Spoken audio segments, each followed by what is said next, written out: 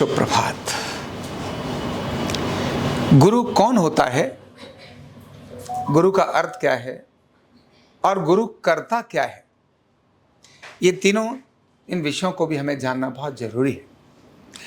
अगर गुरु के अर्थ को अगर हम खोलें तो गुरु कहते हैं गु माने अंधकार, रु माने ज्ञान। तो जो अंधकार से ज्ञान की तरफ लेके जाए, यानी अंधकार का मतलब है अज्ञान और प्रकाश का मतलब है ज्ञान। ये अंधेरे में हम कहीं जाते हैं, क्या पड़ा है हमको कुछ पता नहीं है, लेकिन जैसे ही कोई प्रकाश जलता है, लाइट जलती है, अरे अच्छा इतनी सारी चीजें हैं, उन सब से हमारे को दिखाई देने लगती हैं। लेकिन वास्तव में कौन सी चीज क्या है और उसका उपयोग क्या है, यह जब तक कोई नहीं बताएगा तब तक हमको पता नहीं होगा। आपको मैं एरोप्लेन के, जिसमें आप अभी कभी बैठे ही नहीं, मैं एरोप्लेन के जहाज के कॉकपिट में घुसा दूं जहां पायलट बैठता है, आपको देख करके लगेगा अरे ये तो बहुत कुछ है, लेकिन आप उसमें कुछ कर नहीं सकते क्योंकि आपको कुछ नहीं पता। ऐसे ही अंधेरा मतलब जहां हमारे को ज्ञान नहीं है, अंधकार अज्ञान है। प्रकाश होते ही हमें पता तो चला बहुत कुछ है, लेकिन क्या है ये बताने वाला व्यक्ति वह गुरु होता है। यानी अज्ञान से ज्ञान की ओर लेके जाने वाला, अंधकार से प्रकाश की ओर लेके जाने वाला, यह एक गुरु है जिसका मैंने शाब्दिक अर्थ भी बताया। तीन प्रकार की चीजें होती हैं। एक है हम जानते ही नहीं है कि हम जानते हैं या नहीं जानते। दुनिया में ऐसे अनेक सारी चीजें हैं जिनमें आपको पता ही नहीं है कि वो है भी कि नहीं है, क्योंकि आपको पता ही नहीं है।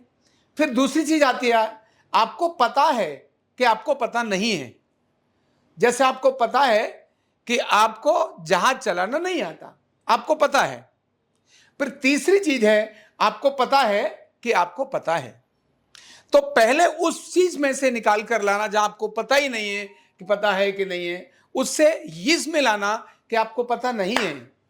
इसके बाद उसमें से उसको इसमें लाना कि हाँ आपको पता है। यह करने वाला व्यक्ति एक गुरु ही होता है। और मनुष्य क्या है, भगवान की एक अद्भुत कृति है जो अपने शरीर और मन के बल से कुछ भी क्रिएट कर सकता है, कुछ भी कर सकता है, लेकिन बिना गुरु के यह कुछ भी करना संभव नहीं है। जब व्यक्ति पैदा हुआ तो सबसे पहली गुरु उसकी कौन होती है?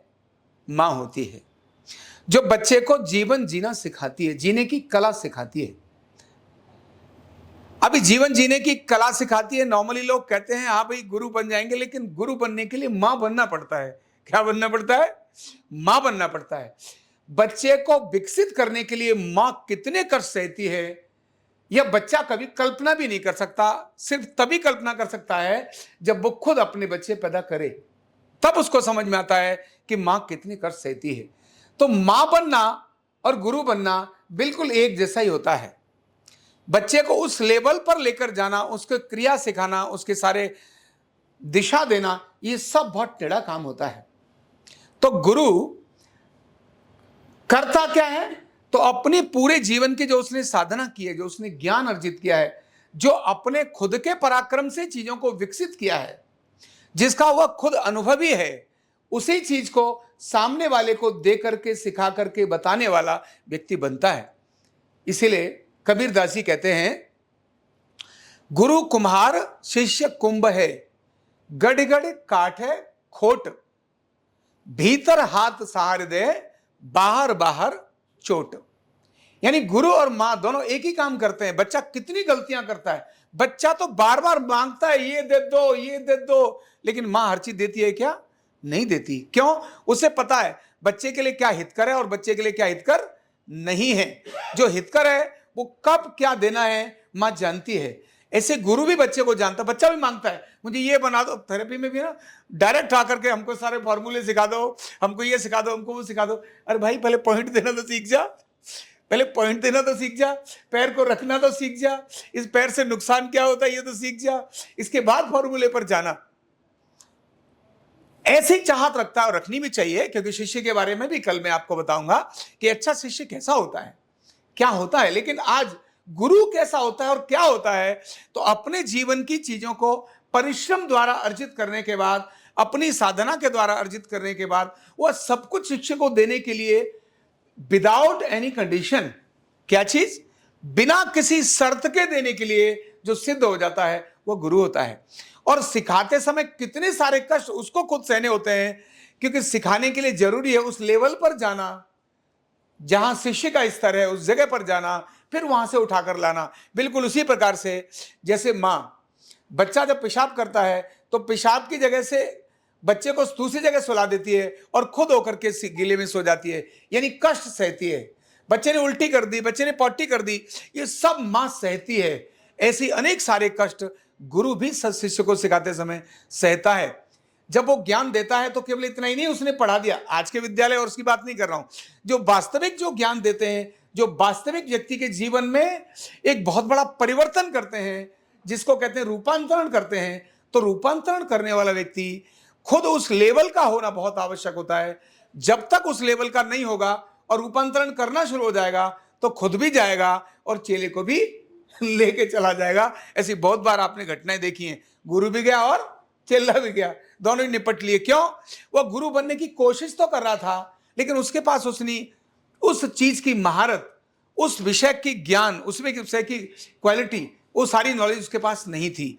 अब जब तक नॉलेज नहीं थी और तब तक देने की कोशिश कर रहा था, तो अधजल गगरी छलकत जाए। आधा ज्ञान जब देने की कोशिश करेगा, स्विमिंग में खुद तो जानता नहीं है और चल भाई तुझे भी सिखाऊंगा, सिखाने लेके चल पड़ा, चेले ने गुरु को पकड़ा, गुरु भी गया और शिष्य भी गया।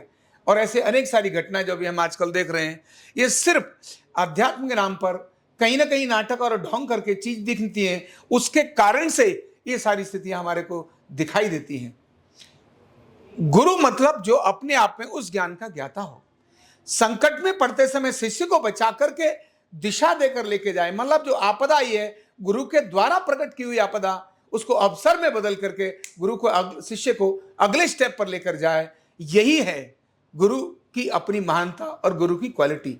यानी गुरु शिष्य के लिए गलता है, गुरु शिष्य के लिए वो सब करता है जो गुरु को करना चाहिए। शिष्य को वो बेशक बुरा लग रहा हो, अच्छा लग रहा हो, लेकिन गुरु शिष्य को विकसित करने के लिए हमेशा सोचता है और गुरु शिष्य को अपने से आगे जाने के लिए सोचता है।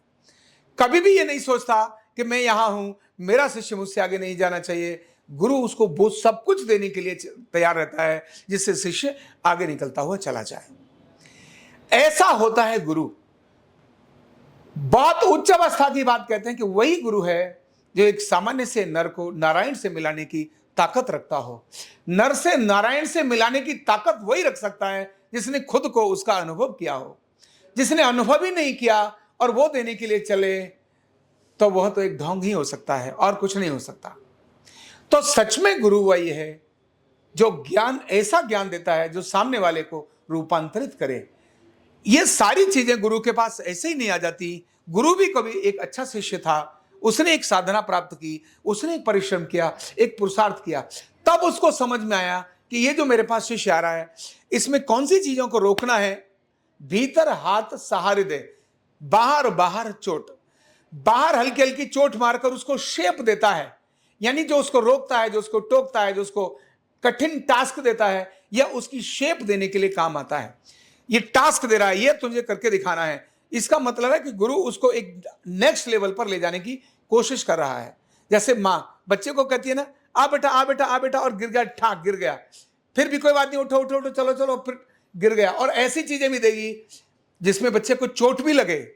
शिवाजी की माँ जीजाबाई ने बच्चे के लिए ऐसे अनेक टास्क दिए जहां बच्चे को कह दिया, बेटा ये मुझे किला चाहिए, मतलब चाहिए, किला कैसे लेकर आना है ये तू डिसाइड कर, मुझे किला चाहिए, ये माँ ने डिसाइड किया।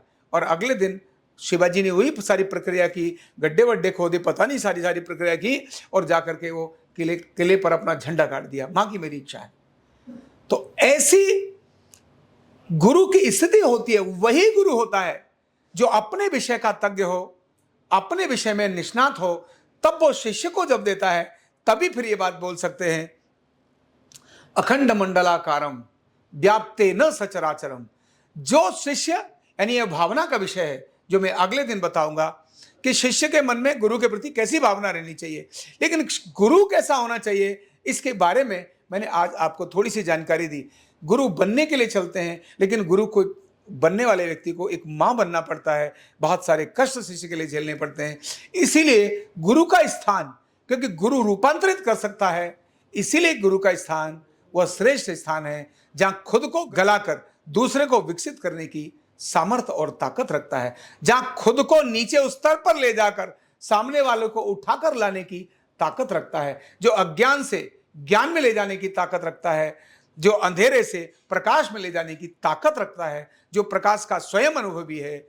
ऐसा ही एक सच्चा गुरु होता है। कल बात करेंगे कि शिष्य कैसा होता है और गुरु के प्रति शिष्य की भावना क्या होती है। बहुत बहुत धन्यवाद।